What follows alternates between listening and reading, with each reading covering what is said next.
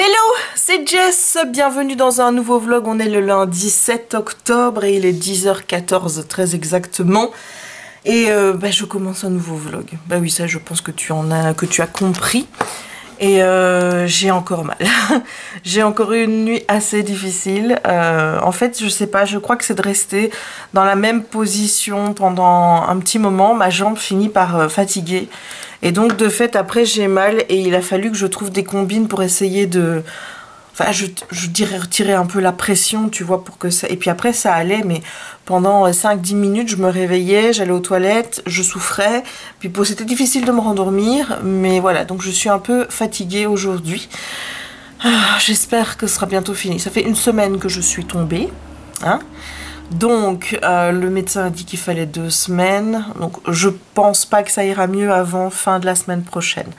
Voilà, je mise sur fin de la semaine prochaine. Personnellement, on verra bien. J'espère que ça ira mieux d'ici là parce que, honnêtement, j'aimerais bien aller à Disney pour la saison d'Halloween. Surtout que j'ai des trucs à acheter. Et là, je peux pas, quoi. Enfin, je saurais même pas aller au parc. Tu vois, juste aller au parc, c'est pas possible parce qu'il y a déjà trop de kilomètres à faire. En boitant à 1 km/h, c'est juste pas possible. Donc, voilà. Donc, Kiki est chez son papy. Comme ça, il peut sortir et tout. Et moi, je dois pas monter, descendre les escaliers, me tracasser pour ramasser ses caca et tout ça et tout ça. Donc ça c'est une bonne chose et comme j'ai un facteur génial, je lui demanderai encore de monter les escaliers pour qu'il vienne m'apporter mon courrier. Voilà, j'ai vraiment un facteur, mais enfin mon facteur c'est le meilleur facteur du monde. Il faut t'en rendre compte de ça. C'est pour ça que quand il est pas là, moi je suis toute perdue. Hein. Je dis où est Kevin? Où est Kevin? Voilà, mais non, si jamais à la poste il me change un jour mon facteur, ça va.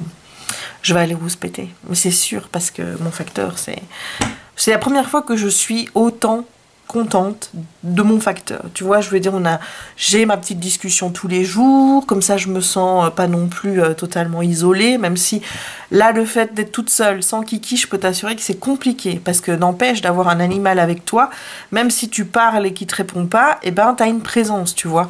Là, je suis vraiment toute seule. Donc d'avoir cette petite interaction qui dure peut-être 5 minutes par jour, je m'en fous, mais I need it. Voilà.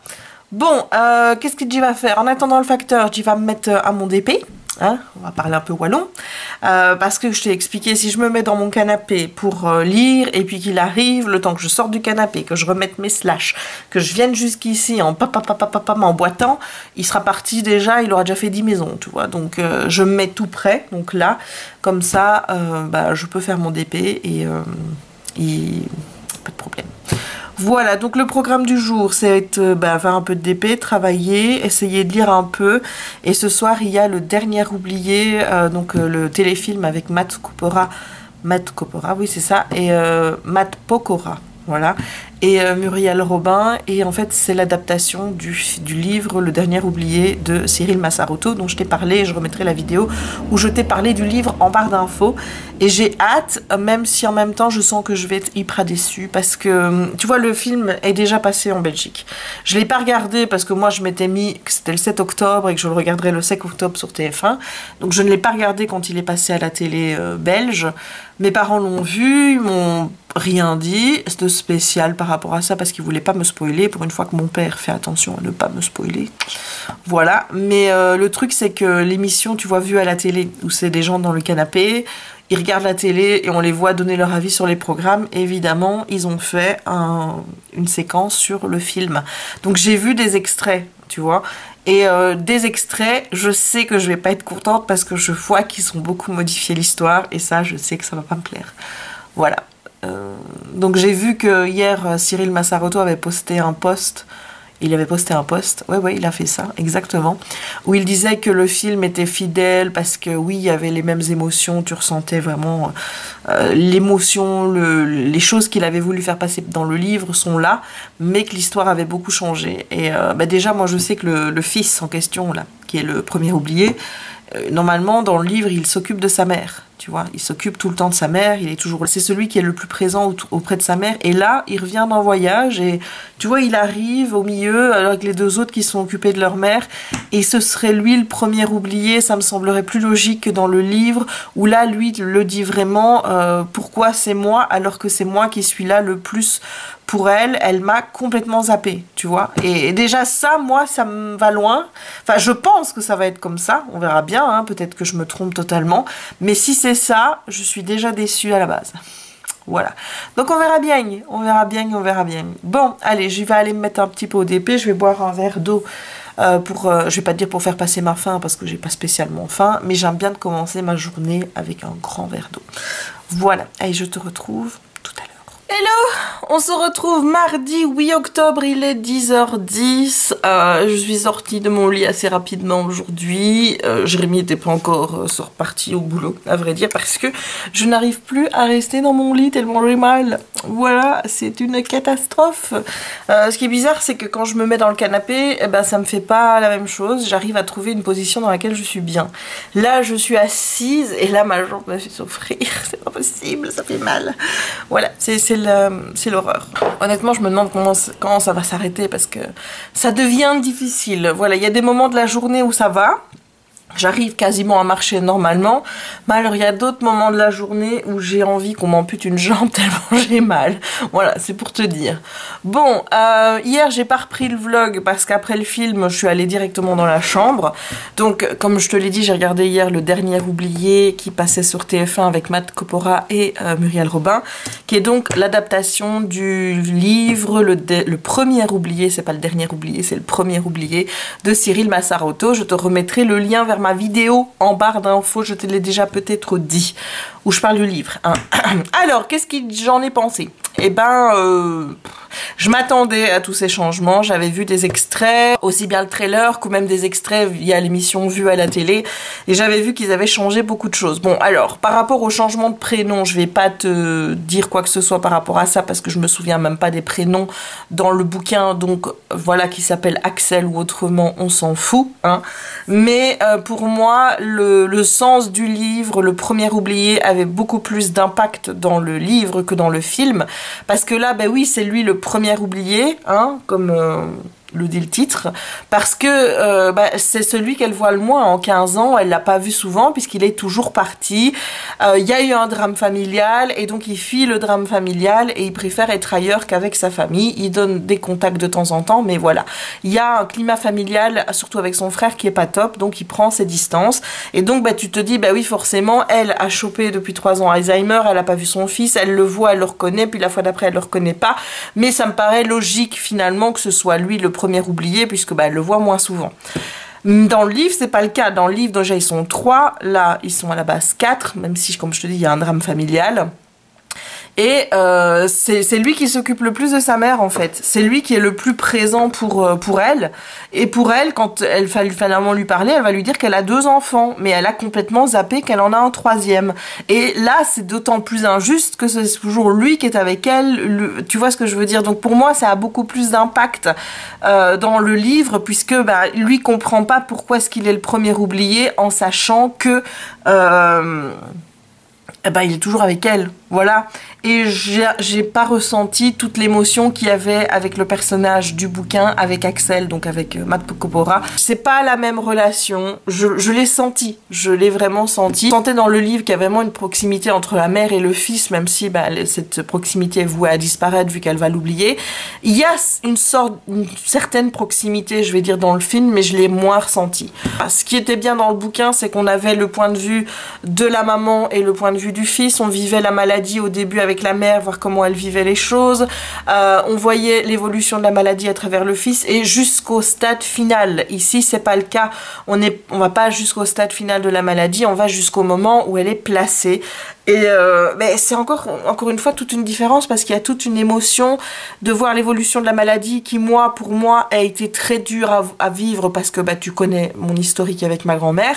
Mais là, voilà, ça a pas eu le même impact. Par contre, il y a quelque chose que j'ai ressenti très fort dans le film, que j'avais pas ressenti dans le bouquin, c'est quand, par contre, je pense que c'est Louise, donc la sœur, quand la mère ne la reconnaît pas pour la première fois, elle a vraiment une émotion très forte qui correspond vraiment à ce que moi j'ai ressenti la première fois où c'est arrivé et où ma grand-mère ne m'a pas reconnue. Ça s'est pas vraiment passé de la même façon dans la mesure où le personnage de Françoise ne revient pas sur ce cas-là en ayant un déclic à un moment donné en se disant mais oui c'était ma fille et mon Dieu qu'est-ce que je lui ai fait subir là de lui dire que je ne la connaissais pas. Moi, c'est ce qui s'est passé avec ma grand-mère, c'est-à-dire que la toute première fois où elle ne m'a pas reconnue, où elle m'a dit « Mais madame, je ne sais pas qui vous êtes », ça a été dur, mais genre, 1 heure après, elle a eu un déclic, elle est retournée au magasin en pleurant voir ma sœur, en disant « Qu'est-ce que j'ai dit à ta sœur ?» et tout, et il a fallu que moi, j'aille voir ma grand-mère pour la rassurer et lui dire que c'était pas grave, parce qu'elle était vraiment dans un état vraiment dingue de penser d'avoir oublié, voilà.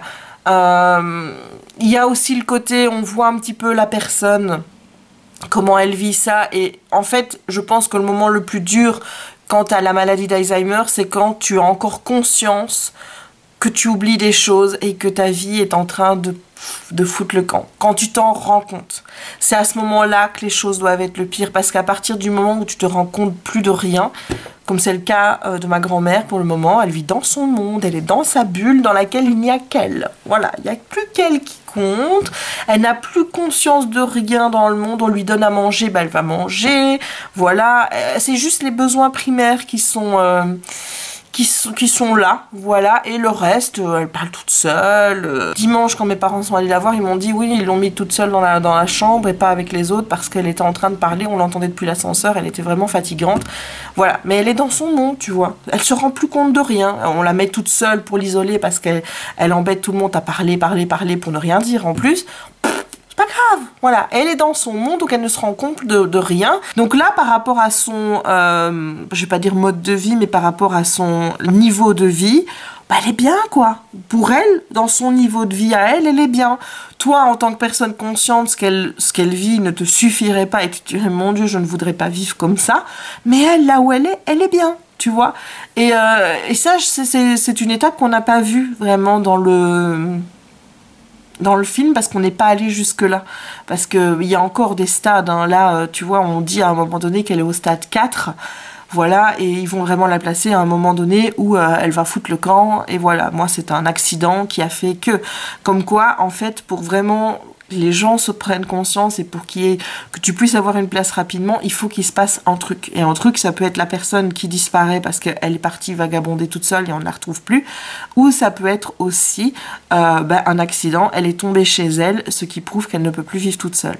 Voilà, c'est comme ça en fait, parce que tant que t'as pas eu ça, enfin selon moi, hein, je dis encore une fois, moi je suis pas médecin ni rien du tout, mais selon moi, je crois qu'il y a des familles, tant qu'il n'y a pas eu ce genre d'événement, un tel déclic qui prouve qu'ils ne peuvent plus s'occuper de la personne sans qu'il y ait une atteinte à sa vie ou à celle des autres, t'as envie d'essayer, quoi. T'as envie de te dire, oui, si, ça peut encore... voilà, mais je sais bien, nous, ça faisait déjà 2-3 mois qu'on était là avec mon père à lui dire, papa, je pense qu'il faudrait commencer à y penser doucement. On était au stade de, il faut commencer à y penser doucement. Alors que même à ce moment-là, on aurait dû déjà être au stade, il serait peut-être temps de faire quelque chose et rapidement, tu vois. Donc... je vais pas dire que c'était pas un chouette film, je l'ai apprécié, mais à choisir entre cette adaptation et le bouquin de Cyril Mazzaroto, je préfère le bouquin de Cyril Mazzaroto parce qu'il montre vraiment la maladie de A à Z, on va jusqu'au bout. Là, t'as qu'une partie. Voilà, et je trouve que le livre est beaucoup plus émouvant au niveau de l'émotion. Il y a eu aussi de l'émotion dans le film, mais moi j'ai pas ressenti l'émotion aussi forte que quand j'ai lu le bouquin. Alors est-ce que c'est parce que quand j'ai lu le bouquin, on venait juste de placer ma grand-mère et que c'était un moment qui était hyper overwhelming for me, I don't know, et que là maintenant je suis un peu résignée, quoi. Enfin je veux dire, tu vois, on a fait du chemin. 2018 a été une année où ça a été compliqué d'aller la voir, mais on avait encore des contacts avec elle. 2019, bah, il y a eu son opération et le fait qu'après l'opération, on n'a jamais récupéré ma grand-mère comme elle était avant. C'est-à-dire que Alzheimer en a profité pour s'insinuer un petit peu plus et bah, lui prendre sa mémoire et depuis bah, elle ne nous reconnaît plus, ou alors de manière vraiment très, tu vois, elle va nous dire bonjour mes chéris, mais ça veut rien dire en fait. Tu te dis ouais elle nous a reconnus, mais non, parce qu'après il y a une infirmière qui va arriver à lui dire bonjour ma chérie, et là tu te rends compte que ben non, même ça veut plus rien dire. Quand tu l'appelles mamie, elle ne réagit plus. Maintenant il faut l'appeler par son prénom pour qu'elle puisse te regarder et venir vers toi. Donc est-ce que c'est aussi ce détachement que j'ai parce que je suis un peu obligée, je vais dire, de me protéger parce que tout ça, bah, évidemment, est très douloureux et que j'en suis à un stade d'acceptation. J'ai eu un stade de déni et de colère très long avec la maladie de ma grand-mère. Je t'en ai déjà parlé en long et en large. Et c'est vrai que depuis qu'elle a eu son opération, qu'on a failli la perdre et que maintenant, bah, on ne nous reconnaît plus du tout, qu'on n'a plus de discussion avec elle, qu'elle ne sait plus s'exprimer, qu'il n'y a plus aucun moyen de communiquer avec elle, j'ai lâché prise. Ça a été, voilà, c'est le lâcher prise, c'est l'acceptation de la situation. Et c'est vrai que bah, du coup, j'ai reçu le film beaucoup plus facilement que quand j'ai lu le bouquin où là, j'étais encore en train de lutter. Donc, est-ce que ça a joué? Je ne sais pas. Mais en tout cas, moi, j'ai trouvé qu'il y avait beaucoup plus d'émotions dans le livre que dans le film que j'ai vu hier. Voilà, donc ça, c'était pour mon petit débrief sur le premier oublié. Donc... si tu as la chance de le revoir, vas-y, mais moi je te conseille de lire le livre. Donc là, je vais monter un vlog parce qu'il est temps. J'avais dit que je mettrais un vlog aujourd'hui. Je me suis fait un petit planning de vidéos sur Excel. Donc j'ai mis toutes les vidéos que je voulais faire, les dates à laquelle je voulais les poster.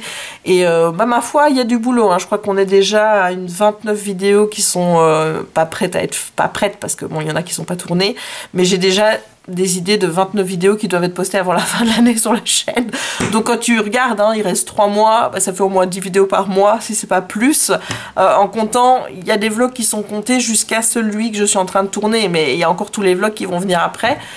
Donc bah, y a de quoi faire, hein, ma foi, voilà. Mais il va falloir que je rattrape mon retard, hein. Tu sais que je suis toujours pas à jour et tu sais qu'il y en a que ça embête vraiment que je sois pas à jour.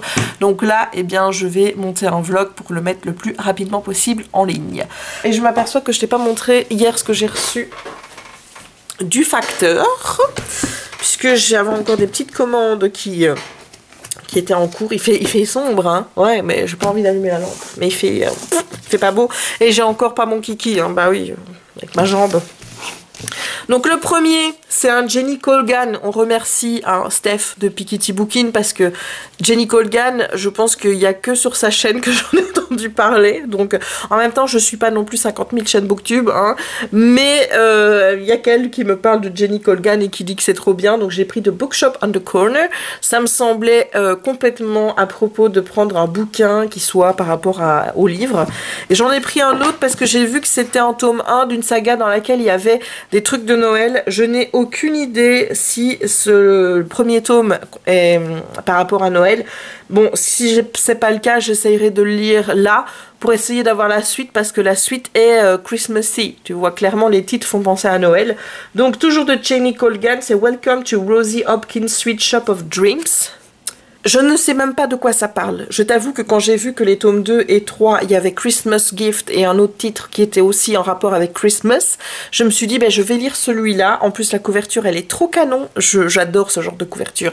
Moi, les couvertures qui font très coloriage, très animé comme ça, tu vois, dans ce genre-là, et dans le genre que je t'ai montré dans le book haul, enfin dans le geek haul avec les sorcières là, tu vois, Which Way You Can et tout, moi j'adore ça, je kiffe ça, c'est mon genre de cover préféré. Donc voilà, j'ai du Jenny Colgan maintenant. Et alors j'hésitais pour le bouquin que j'ai pris après entre cette saga là et l'autre saga de l'auteur qui je sais est sortie en français, celle-ci j'en ai aucune idée, c'est Re-Awoken. Alors attends, comment est-ce qu'on va prononcer ça? Re-Awakened voilà, j'espère que je le dis bien, de Colleen Hooke. Et Colleen Hooke, elle a sorti un livre avec, je sais pas si c'est La Malédiction du Tigre, je sais qu'en anglais c'est The Tiger Curse. Voilà, c'est une saga middle grade qui est sortie, je pense, chez PKJ. Je sais pas du tout si celui-ci a été traduit, mais alors il est question d'une jeune fille qui va retrouver dans un musée un prince égyptien avec des pouvoirs. Voilà. Qui a été réveillé, voilà, d'où le titre Reawakened, après 1000 years of mummification. Donc après plus de 1000 ans de mummification. Voilà, j'ai pas été plus loin dans le résumé, je t'avoue, j'ai juste, j'ai juste lu ça. Et ça me plaisait bien, donc je me suis dit, écoute, on va prendre ça. Et voilà, donc ça c'est ce que j'ai reçu hier. Dans ce que j'attends encore, il y a un DVD sur Walt Disney, parce que je pense que je vais vraiment faire une vidéo, parce que je pense que je vais faire des vidéos thématisées Disney. Maintenant ça va être encore un plus que je vais rajouter.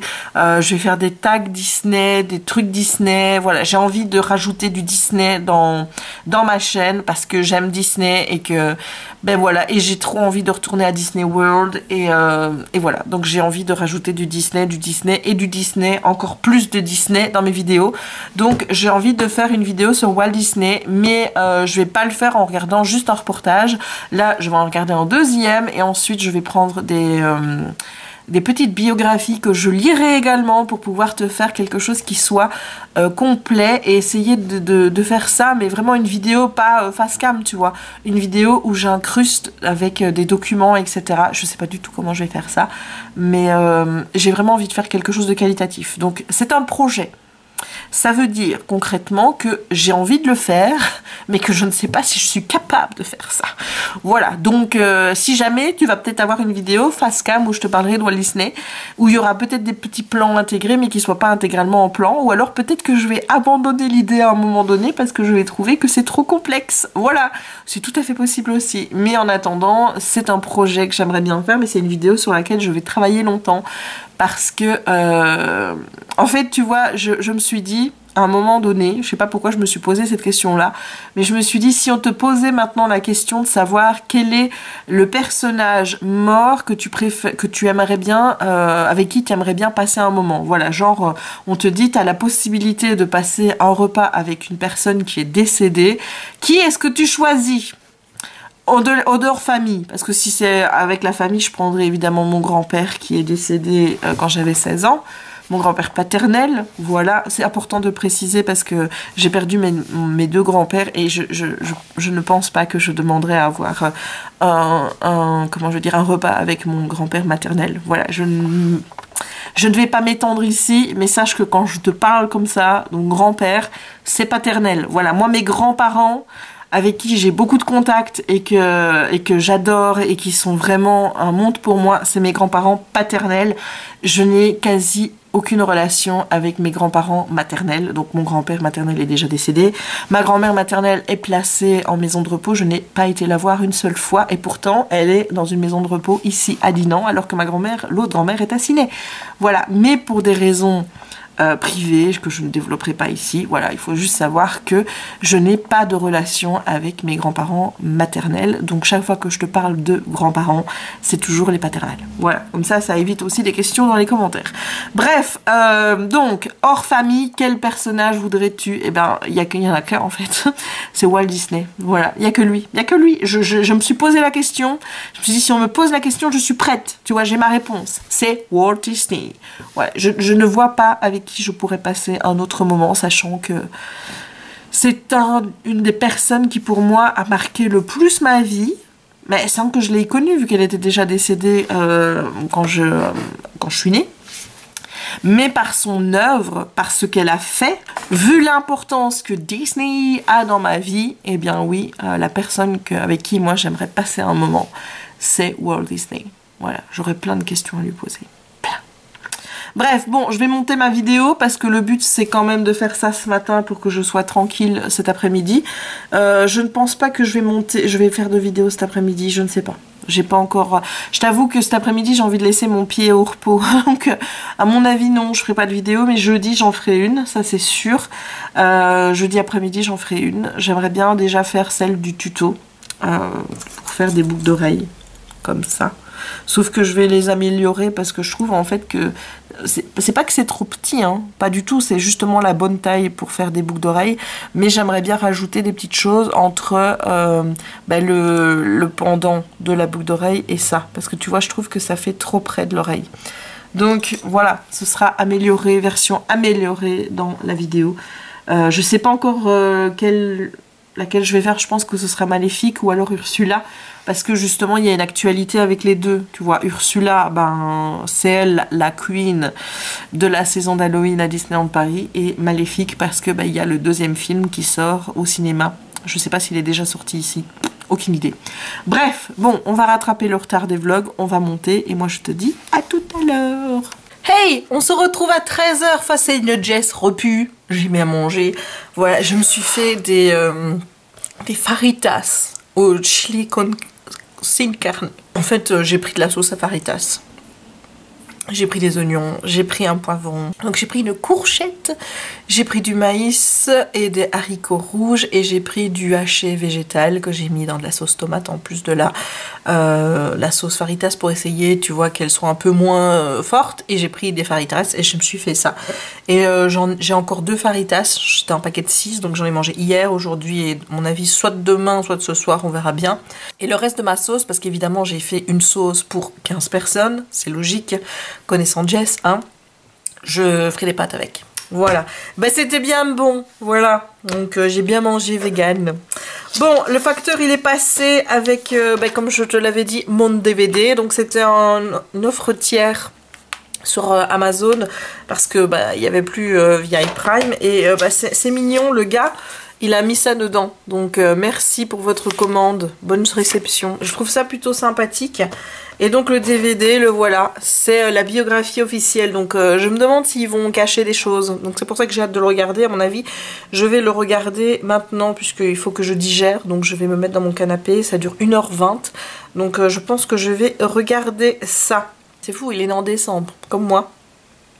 Il est né le 5 en 1901, donc 5 décembre, et il est mort le 15 décembre en 1966. Donc il est mort à l'âge de 65 ans. C'est le même âge que mon grand-père. C'est tout triste. Et alors, j'ai reçu une lettre, une carte faite main par une de vous. Et je suis très touchée. Donc je te montre la carte. Voilà, elle est vraiment très belle. Elle est écrite pour Jess. Je vais pas te lire ce qu'il y a dedans. Et c'est de Orlan. Et ce qui m'a fait vraiment plaisir, c'est qu'en fait, Orlan m'explique que c'est grâce à sa maman qu'elle regarde mes vidéos. Donc elle me met, j'ai découvert tes vidéos grâce à ma maman qui m'avait conseillé de regarder ta chaîne car tout comme toi je suis passionnée par la lecture. J'ai commencé par regarder un de tes geek hauls, puis un vlog et ainsi de suite. Voilà, et bon je te lirai pas la suite parce que la suite c'est pour moi, hein, voilà. Mais je tenais à faire un gros merci à Orlan pour cette carte, ça me fait vraiment super plaisir. Ça me touche vraiment et ça me fait plaisir. Les petits mots que vous m'envoyez comme ça, c'est plein d'amour, c'est un concentré de bonne humeur, ça te remonte le moral en flèche, voilà, ça fait super du bien. Donc merci à toi Orlan pour cette carte vraiment aux couleurs automnales et vraiment très belle, hein, il faut le dire. Et gros bisous. Et bisous à ta maman aussi, parce que si t'en es là avec moi aujourd'hui, c'est grâce à ta maman, donc bisous à ta maman aussi. Voilà, bon, alors je vais aller regarder mon DVD de Walt Disney, et puis après je ne sais pas ce que je vais faire le temps que la vidéo compile. Après je pense que je pourrais la mettre sur YouTube. Voilà, et alors le vlog, je vous dis que ça, j'avais enregistré 2 parties où je faisais l'avis du livre et j'étais pas satisfaite du premier avis, donc j'ai recommencé. Et moi je commence, pam, je prends, allez, 3/4 d'heure pour faire la première partie, et puis là je m'aperçois que j'ai recommencé. Et voilà, au lieu de me dire, bon je garde pas la deuxième partie parce que je me dis, si je l'ai recommencé, c'est que j'étais pas contente de la première, j'ai viré tout ce que j'avais fait déjà de cutter et tout, et pour refaire la deuxième. Voilà, donc il m'a fallu 2 heures pour monter la vidéo. À la base, le vlog faisait 1 h 30, maintenant il n'en fait plus que 50 minutes. Avoue quand même hein, qu'il y a quand même un beau travail de réduction. Enfin, je trouve. Voilà, moi je suis contente de moi en tout cas. Donc je vais mettre ça en ligne. Donc c'est le vlog avant mon départ en vacances. Voilà, j'avais fait 1 semaine. Puis après, je vais monter le vlog en vacances où il n'y a pas spécialement beaucoup de plans finalement où j'étais en vacances. Parce que bah, c'est toujours un petit peu gênant en fait de filmer quand t'es avec toute ta famille. Ils n'ont pas forcément envie que je sorte la caméra et que je commence à... Tu vois, donc j'ai fait des petits plans mais pas énormément. Et j'ai vraiment... Mais je suis stressée à l'idée qu'il y ait des gens qui me fassent des commentaires parce qu'on a donné un petit relaxant à Kiki, tu vois. Enfin, je veux dire, même moi, enfin, je veux dire, je m'en suis voulu à mort de voir comment il a réagi, surtout le premier samedi. J'ai pas besoin qu'on vienne encore me le dire, quoi. Moi, j'ai fait ça avec l'accord de mon veto. Donc, à partir du moment où j'ai l'accord de mon veto et que lui me conseille de faire ça pour que ce soit plus agréable aussi bien pour nous que pour le petit loulou qui, lui, aussi était stressé en voiture, ben voilà. Mais je suis quand même stressée à l'idée d'avoir des commentaires à ce niveau-là. Voilà. Bref, bon, je vais regarder Walt Disney. Hey, on se retrouve à 19h45 et j'ai bien avancé. Hein. Voilà, alors, hier j'ai fait cette partie-là, mais je te l'avais pas montré. Et là, j'ai fait cette partie-là, qui était bien chiante parce qu'il y avait beaucoup de noir. Et en fait, j'ai décidé d'avancer comme ça et plus comme ça. Tout simplement parce que je n'ai pas... Ah bah oui, Marcus, t'as raison, oui. Parce que j'ai décidé que je ne voulais pas me taper toute cette partie noire en une fois quand je terminerai. Là, j'alterne les parties où c'est plus coloré avec des parties où il y a plus de noir. C'est plus équitable pour moi de faire comme ça. Donc voilà, donc j'ai mis 2 jours pour faire ça. Il y a encore 6 morceaux. Si je me tiens à ça, mais bon, on va pas y croire. Hein. Voilà, je pourrais l'avoir fini dans 8 jours. Mais honnêtement, je me suis mis comme date le 20.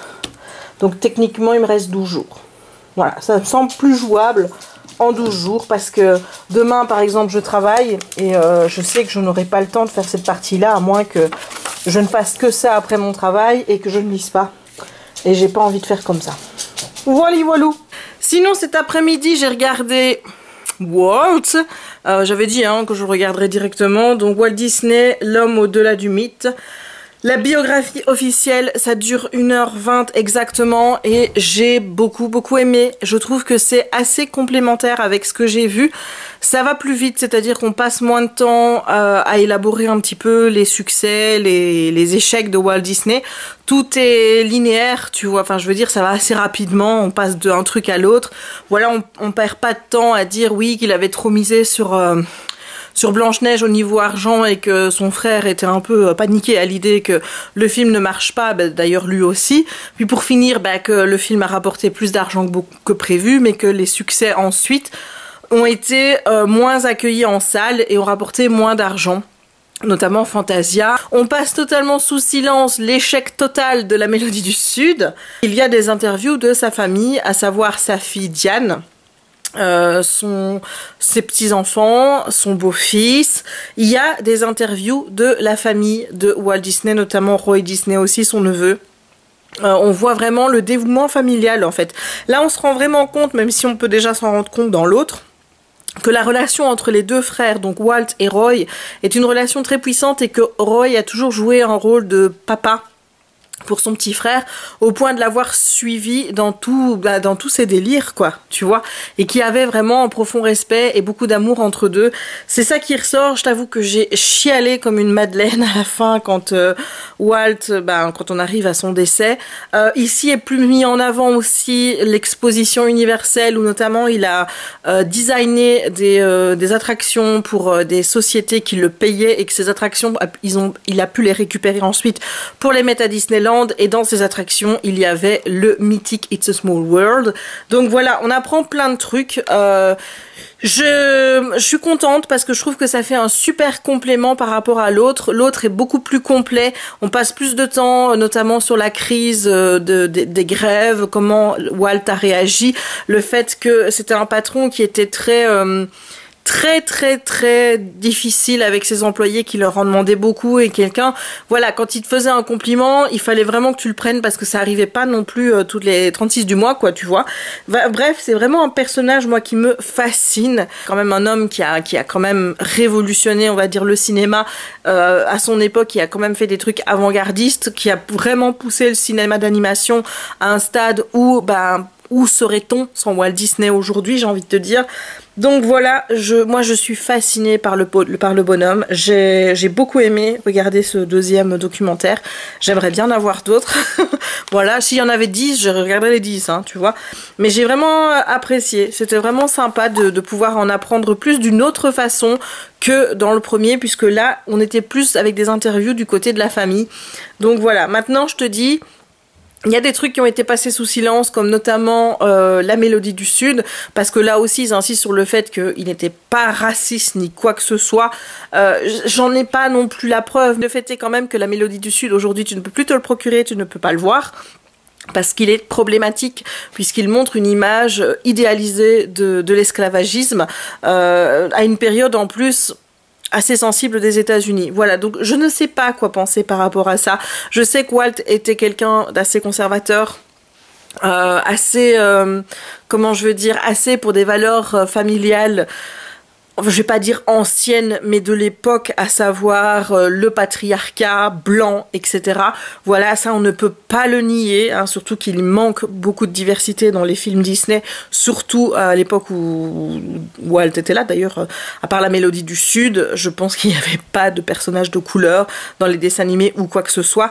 Donc voilà, il y a des choses à mon avis qui sont un petit peu bancales à ce niveau-là.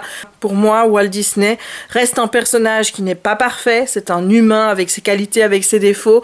Je ne dis pas qu'il a dû faire des entourloupes, mais ça a dû être quelqu'un de très dur à certains moments, surtout avec les gens avec qui il travaillait.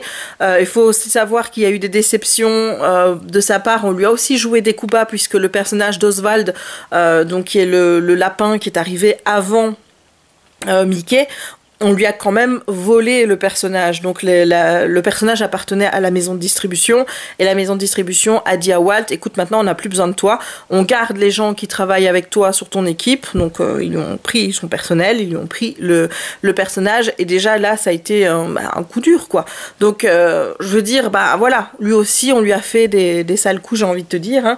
Mais pour moi ça reste voilà, ça reste quelqu'un que j'idéalise, peut-être un peu trop, peut-être, hein, voilà. Mais en attendant, c'est une personne que j'admire énormément, que je respecte énormément.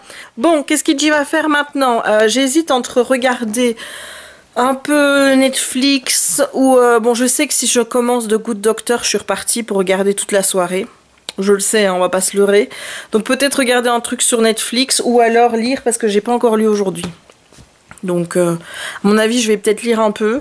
Et puis ensuite, je verrai si je switch pour regarder quelque chose à la télé. Voilà. Surtout que là, j'ai une envie de me refaire les Disney. Mais t'as pas idée. Mais j'ai tellement hâte que Disney Plus arrive. Vraiment... voilà, j'espère qu'on l'aura, nous, au mois de novembre, puisqu'après tout, ils l'ont aux Pays-Bas, donc pourquoi est-ce que nous, on l'aurait pas? Maintenant, s'il faut attendre début janvier, bah, de toute façon, il n'y aura pas le choix, mais moi, dès que Disney Plus est dispo, je me prends l'abonnement. Ça, c'est une certitude, donc du coup, en attendant, maintenant, il y a des films que j'ai envie de voir, comme Dumbo, Aladdin et tout, et de me les acheter en DVD, et je me dis, est-ce que c'est bien nécessaire, si tu as Disney Plus, d'encore acheter des DVD Disney? Donc du coup, ben non, je les prends pas pour le moment, parce que si tout est sur Disney+, en VOST, etc., etc., je me dis... no need, hein. Dis-moi en commentaire si toi aussi, dès que Disney Plus va sortir en Belgique, en France, ou au Québec, si t'es au Québec, enfin de là où tu me regardes, en tout cas quand Disney Plus sortira, est-ce que tu comptes acheter l'abonnement? Est-ce que tu comptes t'abonner à Disney Plus? J'ai envie de voir un peu la tendance, parce que moi c'est une certitude, voilà. En plus ici tu vois, je veux dire, on est deux, donc Jérémy paye Netflix, moi je vais payer Disney Plus. Il y a Amazon Prime aussi. Maintenant, j'espère qu'il n'y aura pas 50 000 offres comme ça qui vont commencer à s'ajouter. Parce que, bon, 10 € par mois, je veux bien, ça fait pas beaucoup. Mais si tu l'ajoutes 10 € là, 10 € Disney, peut-être... un autre studio qui va aussi faire son truc et tout, on s'en sortira plus, les gars. Donc il faut arrêter. Bon, il faut pas en faire de trop, tu vois. Mais en tout cas, pour moi, Disney+, c'est une certitude. Je me le prends. Voilà, donc dis-moi en commentaire si toi aussi tu es dans cette certitude de le prendre. Est-ce que tu vas te laisser un temps d'adaptation ou est-ce que tu n'es pas intéressé du tout? Dis-moi tout en commentaire.